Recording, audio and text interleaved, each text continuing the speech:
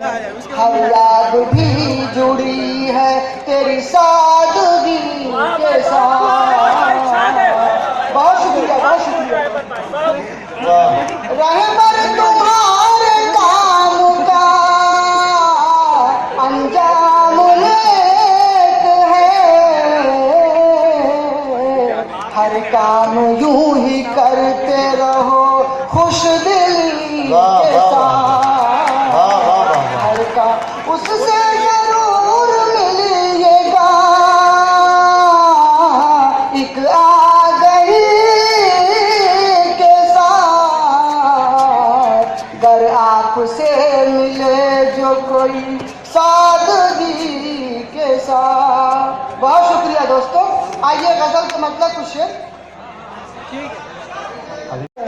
हर याद भी जुड़ी है तेरी सादगी के साथ।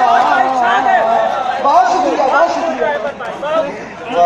रहबर तुम्हारे काम का अंजाम लेत है,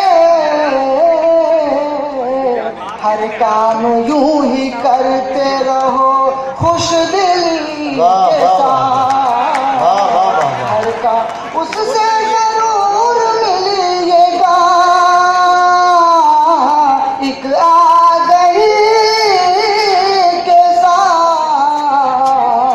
गर आपसे मिले जो कोई सादगी के साथ। बहुत शुक्रिया दोस्तों। आइए गजल का मतलब कुछ है।